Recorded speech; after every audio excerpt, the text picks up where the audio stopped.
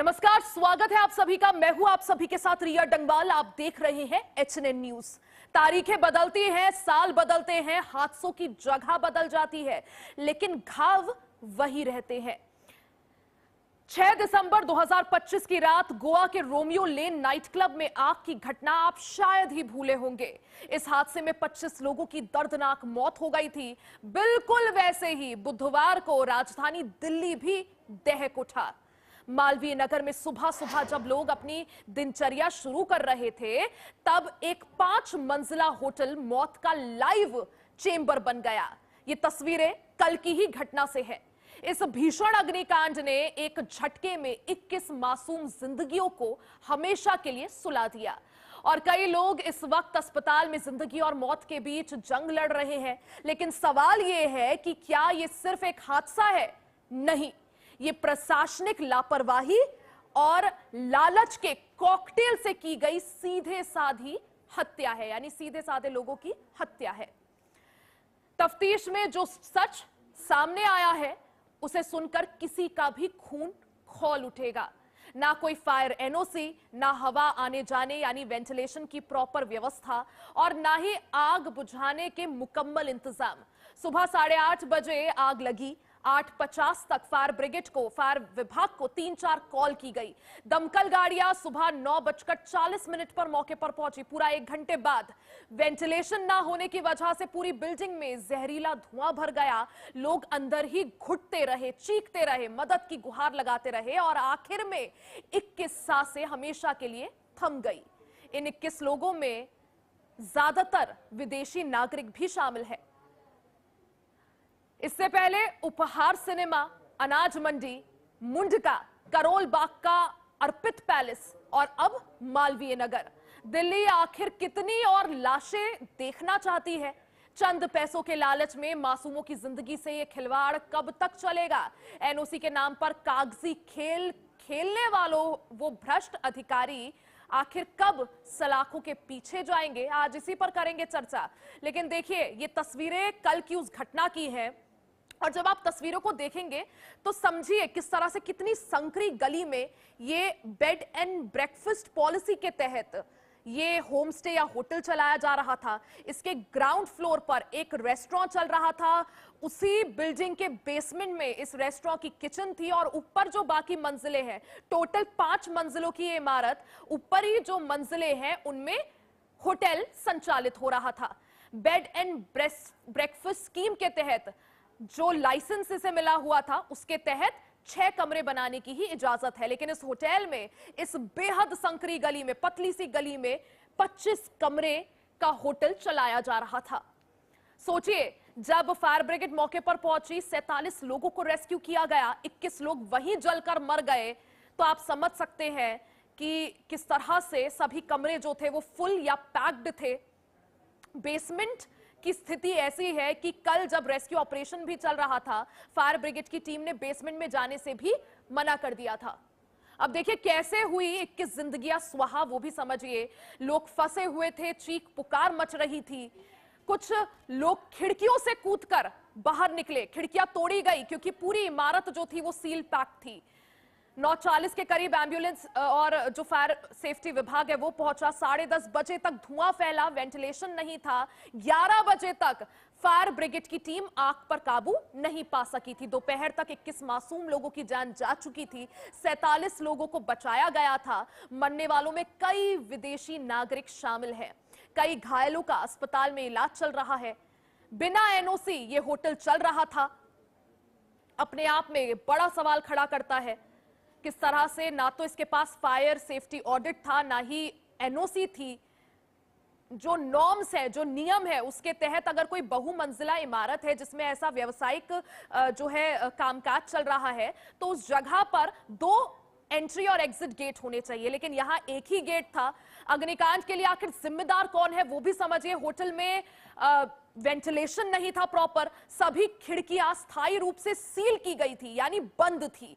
लोगों को खिड़कियां तोड़कर बाहर कूदना पड़ा, अपनी जान बचानी पड़ी। होटल में प्रॉपर वेंटिलेशन नहीं था, सभी खिड़कियां सील थी, एक ही एंट्री और एग्जिट गेट था, जिसकी वजह से लोग जो है वो समय रहते बच नहीं पाए, लोगों को मौका ही नहीं मिला। बिल्डिंग से यानी इस इमारत से बाहर निकलने का। अब सवाल देखिए बड़ा और कड़ा है कि आखिर इसके लिए जिम्मेदार कौन है। रोजाना आए दिन ऐसे कई अग्निकांड होते हैं। इससे पहले गोवा का रोमियो लेन जो नाइट क्लब था वहां 25 लोगों की जिंदा जलकर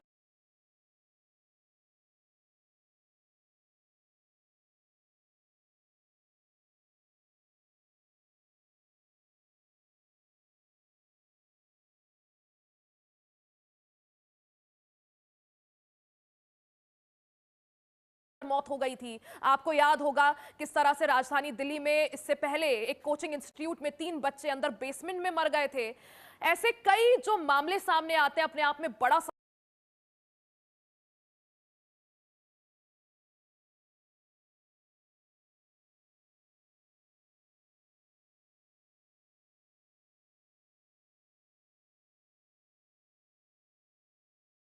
है। जिस तरह से जो मंजर कल नजर आया आखिर उसके लिए जिम्मेदार कौन? देखिए रिया जी, यदि मैं ये कहूं कि ये डिपार्टमेंट जिम्मेदार है, मैं ये कहूं कि पुरानी सरकारें जिम्मेदार हैं, मैं ये कहूं कि वहाँ का जो लोकल एडमिनिस्ट्रेशन है वो जिम्मेदार है, तो बड़ी गलत बात होगी। हमारी सरकार है और हम जिम्मेदार हैं। हमने 27 साल के बाद इस दिल्ली को संभाला है और इस दिल्ली को मैस कर दिया था इन लोगों ने। उसमें सभी डिपार्टमेंट, दिल्ली सरकार के, एमसीडी के, फायर के और बहुत सारे डिपार्टमेंट लोगों ने एक एक छोटे छोटे अप्रूवल लेके, छोटे छोटे लाइसेंस लेके उसके ऊपर बना लिया। अब अभी मैं एक दूसरी डिबेट में था, उसमें 8 मंजिल 7 मंजिल वहीं पे 7 मंजिल का एक बिल्डिंग बनी है और वो बिल्डिंग के अंदर स्टेयर केस ही नहीं है, खाली लिफ्ट है। आप सोचो कि ये कैसा है, कैसे हुआ होगा। जब तक लोकल लोग, जो लोकल अधिकारी रहे होंगे, जिनकी लोकल पुलिस रही होगी, मैं तो ये कहूंगा कि सब लोगों के मिलने के कारण ही ये अवैध रूप से ये शुभेंदु जी देखिए, आप ही ने कहा कि 27 साल का सूखा आपकी सरकार ने खत्म किया, दिल्ली में आपकी सरकार है। सर, कपिल मिश्रा कहते हैं कि पुरानी पॉलिसी जिम्मेदार है। नहीं, मैंने कहा ना कि कपिल जी क्या कह रहे हैं या कोई और क्या कह रहा है, मैं तो ये कह रहा हूं कि मैं खुद जिम्मेदार हूं, हमारी सरकार जिम्मेदार है। हाँ, एक साल हम इसकी जिम्मेदारी लेते हैं और जिम्मेदारी के साथ कह रहे हैं कि इस तरीके के कोई भी यदि होटल्स हैं, कोई भी कमर्शियल बिल्डिंग्स हैं, कोई भी हॉस्पिटल चल रहे हैं जिसमें प्रॉपर सर्टिफिकेट नहीं है, अब वो नहीं चलेगा। हमने यानी हम ये समझे कि आगे से ऐसे हादसे नहीं होंगे। ठीक है। कांग्रेस प्रवक्ता आदेश भारद्वाज जी भी हमारे साथ। जी सर, प्लीज खत्म कर लीजिए। बोलूंगा कि हमने बहुत सारी चीजों को कंट्रोल किया है। हमने लगभग 23% होटल्स को, जो न्यू दिल्ली स्टेशन के आसपास के होटल थे करोल बाग तक, उनका ऑडिट किया है और उन होटल को भी सील किया यदि उसमें हमने पाया कि ठीक नहीं है, और जब उन्होंने उस सिस्टम को ठीक किया है तभी चालू करने दिया है। तो मैं ऐसा कहता हूं कि अभी यहाँ क्षेत्र में ऑडिट नहीं हुआ है, पर आज सीएम रेखा गुप्ता जी ने ऑर्डर किए हैं और अगले 3 दिन में सभी एरिया के अंदर सभी होटल्स और कमर्शियल बिल्डिंग को ऑडिट किया जा रहा है और जो नहीं होगा उसको सील किया जाएगा। ये भी मैं आपके चैनल पे बता रहा हूँ। ठीक है सर। आदेश भारद्वाज जी भी हमारे साथ है, कांग्रेस से प्रवक्ता है। आदेश जी, यहाँ पर जो है अवस्थी जी साफ तौर पर कह रहे हैं कि हम जिम्मेदारी लेते हैं, हमारी सरकार है। सर, क्या लगता है जिस तरह से 21 जिंदगियां सुहा हो जाती है, सुबह सुबह जब लोग अपने रोजमर्रा के काम कर रहे थे, किसी ने सोचा भी नहीं था, तब आग लगती है, उसके बाद फायर विभाग वहां पहुंचता है, लेकिन तब तक काफी देर हो जाती है। 21 लोगों की जान चली गई धड़ल्ले से। ना तो एनओसी था, ना ही कोई सेफ्टी ऑडिट था, ना ही प्रॉपर वेंटिलेशन था। बावजूद इसके जो बेड एंड ब्रेकफास्ट स्कीम के तहत ये चल रहा था, संचालित हो रहा था, 6 कमरों की परमिशन, 25 कमरों का इमारत बनी हुई थी। सर, जिम्मेदार कौन इसके लिए? रिया जी, सच्चाई ये है कि इसमें कई लोगों की नेग्लिजेंसी है, लापरवाही है, और जिसका खामियाजा इन 21 परिवार के लोगों को अपनी जान दे के चुकाना पड़ा। ये बहुत ही दुखद घटना है, लेकिन हम किसी भी घटना से कोई सबक नहीं लेते। हमारे यहाँ, मैं बुराड़ी विधानसभा से संबंध रखता हूँ, 17 मई की रात को 2 बजे एक जगह पे आग लगी, 2:20 पे फायर स्टेशन को सूचित किया गया और 3:45 पे लगभग 1.5 घंटे के बाद वहां पे फायर की गाड़ी पहुंची। और जब वो गाड़ी पहुंची तो 3 से 4 मिनट तक एक ही गाड़ी आई थी, उसने वहां पे पानी गिराया और उसके बाद उसका प्रेशर खत्म हो गया। कि इसकी लिखित लेटर मैंने मुख्यमंत्री श्रीमती रेखा गुप्ता जी को, संबंधित अधिकारी को, चीफ सेक्रेटरी साहब को, सबको मैंने अगले दिन 17 की रात थी, ये 16-17 की रात थी, 17 तारीख को सबको ये सीएम को, मैडम, उपराज्यपाल महोदय को, डीएम को, फायर के ऑफिसर को, सबको लेटर लिखा कि इसका एग्जामिन कराएं। ये जो है इसी तरह से घटना हुई। इसके बाद जो गाड़ी वहां पे आई, उन्होंने रिक्वेस्ट भेजी कि हमारे यहाँ पानी नहीं है, दूसरी गाड़ी भेजी जाए।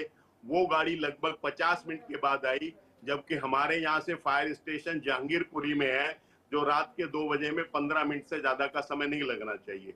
एक बात 9123 गर्ग साहब तो बहुत ही अनुभवी आदमी है, 9123 फायर ब्रिगेड के अंदर सैंक्शन पोस्ट हैं, लेकिन 2500 कर्मचारी हैं। लगभग 25-30% जो है स्ट्रेंथ के ऊपर हम दिल्ली को चला रहे हैं, तो कहीं ना कहीं हम लोगों की जानों से खेल रहे हैं। सरकार ने सभी जगहों पे इन्वेस्टमेंट और एम्प्लॉयमेंट कम रोक दिया है, लोगों को दिक्कतें हो रही है, की गाड़ी उठाई जा रही है।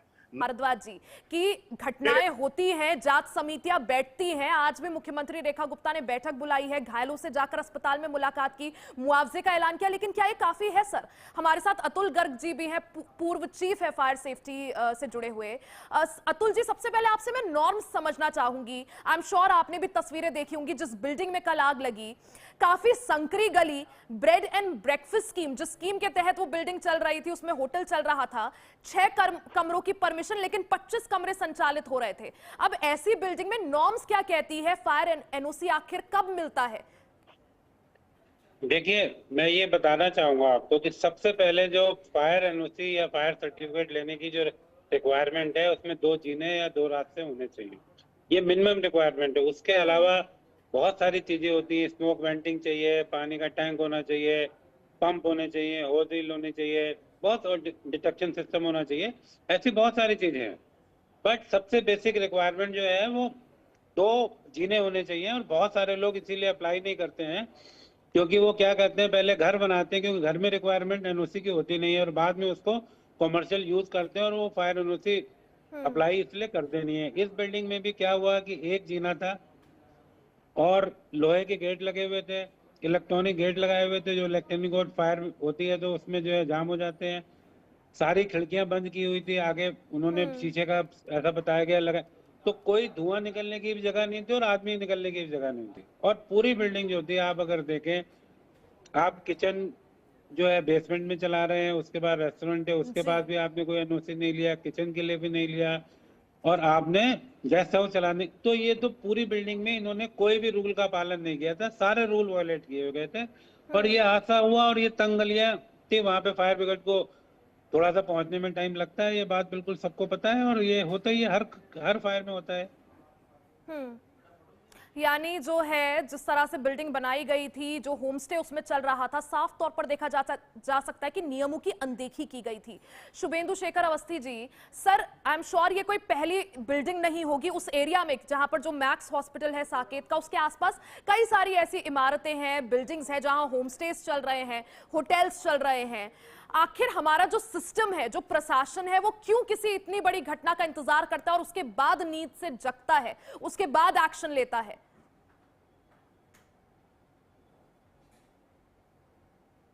सर, अनम्यूट कर लीजिए सर अपने आप को प्लीज। हमने आपको रिया जी बताया कि प्रशासन की एक बहुत बड़ी गलती है, चाहे उसको हम एमसीडी को जोड़ें, चाहे वो दिल्ली प्रशासन के जो लोग हैं जिन्होंने इसको देखना चाहिए था। 1 साल का समय था, ऐसा भी नहीं है कि मैं कहूँ कि हम इसमें देख नहीं सकते थे। तो जो ये डिपार्टमेंट में जिनकी ओर से ये कमी रही है, उसको तो हम लोग अब एक्शन ले ही रहे हैं। आपकी सरकार जो अब दावा कर रही है कि 1 महीने के अंदर हम सेफ्टी ऑडिट्स कराएंगे, अभियान चलाएंगे, सर वो काम तो पहले भी हो सकता था। अभी आपने खुद कहा 1 साल से सरकार जो है वो चल रही है। या मैं एक ही चीज कहूंगा इसमें हम्म। कि बहुत सारी चीजें बड़ी मिसमैच मिली हम लोगों को, बड़ी खराब हालत थी हमको। एक ऐसी बहुत सारी, जैसी ये एक समस्या है, ऐसी लगभग 200-400 समस्या पिछले 27 सालों में डेवलप हुई। ये जो घर बना है ये 9, 10, 11 के आसपास पूरा डेवलप हो गया था। जी। अब हम जब इसको बिल्डिंग तोड़ने जाते हैं तो बहुत सारे लोगों का ये कहना होता है कि साहब इसमें हमारी रोजी रोटी है, और कैसे बन गया है, कौन लोग यहाँ पे एमएलए रहे हैं, अभी किन लोगों ने पैसा लिया है इस बिल्डिंग को बनाने के लिए, कौन लोग इसके अंदर एमसीडी और किन अधिकारियों ने किया है। ये सब एक बड़ा ऐसा सिस्टम है कि जिसको तोड़ना ही अब दूसरा ऑप्शन नहीं है। इसलिए मैं बहुत कुछ किस पर इल्जाम डालूं, आम आदमी पार्टी को कहूं कि क्यों सोमनाथ भारती ने इन लोगों के कंस्ट्रक्शन होते थे, और कई बार कहने के बावजूद भी सोमनाथ भारती जो यहाँ के एमएलए थे लगातार कई वर्षों तक, 10 वर्षों तक, उन्होंने इन सब चीजों को क्यों बनने दिया, पड़पने दिया, और लगभग लोकल लोगों की कंप्लेंट गई है 4 या 5, उसको भी ध्यान नहीं दिया गया। मैं ये सब चीजों के ऊपर नहीं कहना चाहता। फायर डिपार्टमेंट का कहना है कि जब हमसे फायर के लिए एप्लीकेशन मांगी जाती है तभी हम जाते हैं, हम रोज चेक करने नहीं जाते हैं। ऐसे ही एमसीडी कहती है कि जब बिल्डिंग बनी थी तब उसको ध्यान देना चाहिए था, अब तो मैं काम कर रहा हूँ, मैं तो नहीं बनवाने दे रहा हूँ। तो ऐसी बहुत सारी चीजें, आप जिसके पास जाओगे वो अपनी टोपी किसी और को पहना देगा। पर ये सोल्यूशन नहीं है। अब हम सोल्यूशन के ऊपर काम कर रहे हैं। हमने 1 महीने का टाइम पूरे दिल्ली के लिए दिया है, जो और आपके चैनल के माध्यम से उन सब लोगों को, जो लोगों ने इस तरीके का अवैध काम कर रहे हैं, हम बताना चाहते हैं कि आप ये अपनी बिल्डिंग तोड़ लो अपने आप, नहीं तो सरकार तोड़ेगी तो बड़ा दिक्कत होगा। और हम एक बड़ा अभियान चलाकर इस चीजों को ठीक करना चाहते हैं। जहां पर 3 मंजिल बनना चाहिए वहां पे 5 या 6 या 7 या 8 या 9 मंजिल भी बनी है। मैं कल वहीं था, मैंने देखा, बड़ा खराब लगा। फिर भी अब इस स्थिति को कैसे आगे पे ले जाया जाए, रेखा गुप्ता जी ने एक मीटिंग बुलाई है जो इस समय वहां चल रही है, और उस पे बड़े एक्शन लेने की तैयारी है। आज वो खुद जाके हॉस्पिटल में जो लोग एडमिट थे उनसे मिलके आई हैं। मेरे को लगता है कि हमको इस पर एक बड़ा विजन करके, और सरकार के साथ साथ कोर्ट को भी, क्योंकि ये नॉर्मली जब टूटने के लिए नोटिस जाती है और उनको वैकेट करने के लिए कहा जाता है तो वो सीधा कोर्ट में जाते हैं, और कोर्ट में ये चीजें 10 साल तक, 15 साल तक, 5 साल तक चलती रहती हैं। बिल्कुल, यानी अब जो है सरकार हरकत में जरूर आई है। 1 महीने के लिए अभियान जो है चलाया जाएगा। सेफ्टी ऑडिट ऐसे होटल्स और ऐसे होम स्टेज के किए जाएंगे, ऐसी इमारतों के किए जाएंगे। भारद्वाज जी, जिस तरह से मुआवजे का ऐलान हुआ, जो मुख्य आरोपी है, जो होटल का मालिक है, उसकी गिरफ्तारी हो गई है, लवकेश भारद्वाज की, बजाज की, माफी चाहूंगी। एंड भारद्वाज जी, जिस तरह से जो मैनेजर है उसकी भी दबिश दी जा रही है, उसकी तलाश जारी है। लेकिन सवाल यह है कि जो जख्म इस अग्निकांड ने छोड़े हैं, जो परिवार तोड़े हैं, जिनकी जिंदगियां उजाड़ दी हैं, क्या ये जो कार्रवाई हुई है काफी है? या जी बिल्कुल काफी नहीं है। काफी तब होती यहाँ की डिप्टी चेयरमैन जोन की जो है एक महिला है, उन्होंने अपने चेयरमैन से कुछ कहा, चेयरमैन ने उनकी बात को नहीं माना, उल्टा उस वाइस चेयरमैन को धमकाया और उसको ये धमकी दी। उसने अपने पत्र में लिखा कि मैं 70 लाख रुपए देके जोन का चेयरमैन बना हूं। इतना भ्रष्टाचार भारतीय जनता पार्टी के अंदर चल रहा है जिसका जीता जागता है उदाहरण के लोगों को अपनी जानें गंवानी पड़ रही हैं। हर फील्ड के अंदर सरकार पूरी तरह से फेल है। सच्चाई ये है, 2021 का मास्टर प्लान था, सरकार उसको 2041 पे लेगी। एक शहर की नीड होती है, एक पुराना शहर है, वहां पे कुछ हम नई चीजें करते हैं, उसकी नीड्स होती है, उनको पहचानते हैं। यूडी उसके लिए एक मास्टर प्लान तैयार करता है, टाउन प्लानिंग उस शहर की व्यवस्था बनाता है। अजय माकन यूडी मिनिस्टर थे, हमने 50 लाख लोगों के लिए फ्लैट्स का निर्माण करने की बातचीत की प्लान बनाया। इनकी सरकार आ गई, हम लोग सरकार से बाहर हो गए, इन्होंने उसको 25 लाख पे ले आए, एक भी मकान आज तक नहीं बना। हमें लगता था कि शायद 50 लाख मकान लोगों की नीड है, क्यों ये लोग मजबूरी में गलियों में रहेंगे, तंगी में रहेंगे, पानी वहां मिलता नहीं है, चीजें मिलती नहीं है। लेकिन क्योंकि सरकार की ड्यूटी है कि कुछ चीजें मुहैया कराए, मास्टर प्लान के तहत आदरणीय प्रधानमंत्री जी ने कहा था कि 100 स्मार्ट सिटी बनाएंगे, जैसे सिटी मिले थे उनको उससे भी खस्ता हालत सिटियों की हो गई है। इसी शहर के अंदर लोग, पानी सड़कों पे भर जाता है और डूबने के कारण मृत्यु हो जाती है। कितने उदाहरण हैं। पिछले 6 महीने में 66 से ज्यादा लोगों की इस तरह से जलने से मृत्यु हो गई है, लेकिन हम कोई सबक लेने को तैयार नहीं है। मैंने कहा आपको कि मैंने 17 मई को पत्र लिखा, 21 मई को कई अखबारों ने भी छापा, लेकिन अभी तक कोई जांच नहीं है।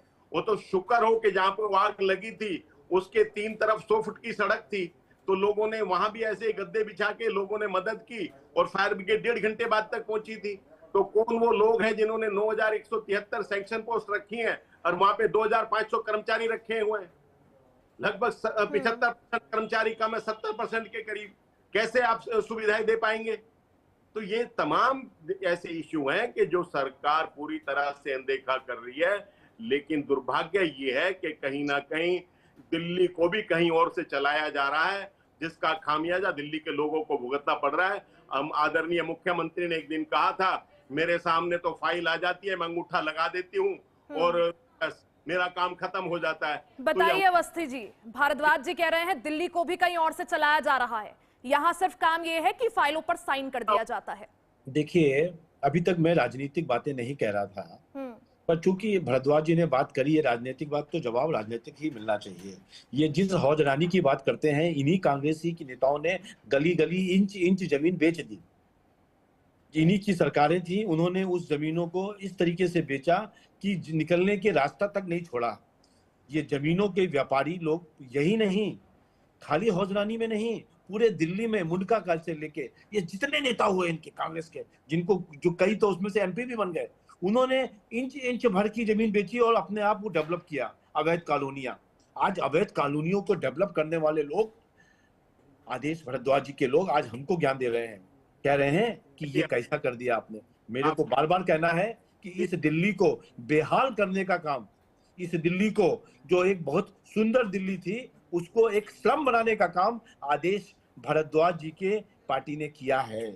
और इसका यही कारण है कि उन्होंने, शीला जी ने रोड में पे तो फ्लाईओवर बना दिए, पर अंदर अंदर उनके जितने नेता लोग थे, मैं नाम लेना चाहता हूँ, सज्जन कुमार जी, टैटलर जी, ये जितने बड़े लोग हैं, इन्होंने एक एक इंच सरकारी जमीनों पे कब्जा करके, गांवों की जमीनों को तुड़वा के उस पे कब्जा करके अवैध कॉलोनियां बनाई। और आज इसका कारण है कि दिल्ली में इतने बड़े बड़े अग्निकांड हो रहे हैं। और वहां पर ये तो रोड जिस मकान की आप बात कर रही हैं, जिस बिल्डिंग की बात कर रही हैं, ये रोड में तो वो पहुंच गई, पर उसके अलावा 40 और वहां पे उसके उस प्रीमिसेस के आसपास छोटे मोटे होटल हैं। यदि वहां आग लगती जिसमें 4 फीट का रोड है, 6 फीट का रोड है, कैसे जाएगा? और आदेश जी, यहाँ पर बैठ के खाली बातें करना, आप बताइए ना कि क्या आप लोगों ने काम किया था इसके ऊपर? नहीं बता पाएंगे। पिछली सरकारों ने 11 साल में कोई काम नहीं किया इस फायर डिपार्टमेंट को अपडेट करने के लिए। भारद्वाज जी, छोटा सा जवाब सर। रिया जी, मैं तो सिर्फ ये कहना चाहता हूं कि उस टाउन प्लानिंग जो है, यूडी डिपार्टमेंट मास्टर प्लान बनाता है, उस मास्टर प्लान को वाजपेयी साहब की सरकार थी और 2004 तक इनकी सरकार रही, 1 इंच नहीं चले थे। हमने उस मास्टर प्लान को 2007-8 में लाके वेबसाइट पर ले आए थे, लोगों को ले आए थे। शीला एक दिन का स्पेशल मजाक हो गया। 23 सुझाव दिए थे, 22 सुझाव यूडी मिनिस्ट्री ने मान लिए थे। ठीक है सर, देखिए एक दूसरे और पुरानी सरकार पर दोष मढ़ने का काम चलता रहेगा, लेकिन यहाँ पर बात 21 लोगों की जिंदगी की है और आने वाले समय में ऐसे और हादसे ना हो उसके लिए भी जो है तैयारियों की जरूरत है।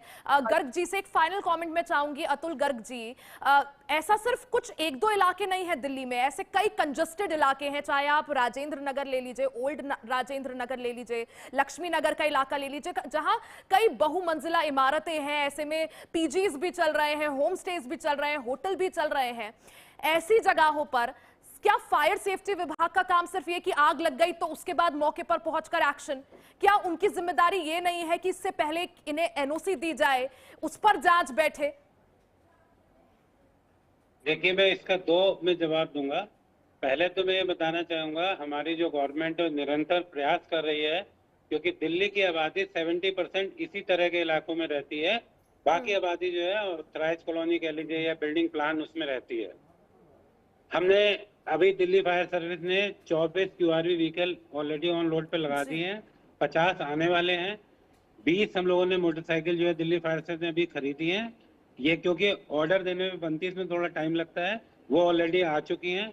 50 छोटे व्हीकल, क्योंकि आप देखिए सकरी गली है, बड़ा फायर टेंडर जा नहीं सकता, छोटी गाड़ी आपको लेनी पड़ेगी जिसमें पानी भी कम होता, पानी खत्म होगा दोबारा भरा जाएगा, पर इनिशियली फायर का अटैक हो जाएगा। तो ऑलरेडी हमारे जो मंत्री सर है, माननीय सू सर, उन्होंने 200 गाड़ियों के लिए करीब कहा हुआ है कि छोटी छोटी गाड़ी लगाएंगे, पर ये गाड़ी ऑर्डर पे बनती है रेडली।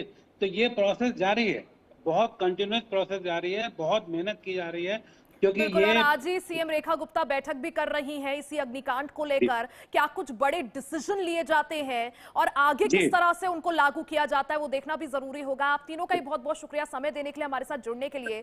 देखिए, जिस तरह से बुधवार में दिल्ली को भीषण अग्निकांड हुआ, एक 5 मंजिला इमारत जलकर खाक हो गई, 21 जिंदगियां सुआहा हो गई। अब सवाल यही है कि क्या ये सिर्फ एक हादसा था। देखिए, सवाल इसलिए उठ रहा है क्योंकि प्रशासनिक लापरवाही और लालच के कॉकटेल का ये सीधा हत्याकांड बताया जा रहा है। अब ऐसे में देखना ये होगा कि आगे आने वाले समय में ऐसे हत्याकांड ना हो, ऐसे अग्निकांड ना हो, इसके लिए क्या सख्त कदम उठाए जाते हैं। फिलहाल के लिए बुलेटिन में सिर्फ इतना ही। बने रहे हमारे साथ, देखते रहे HNN न्यूज।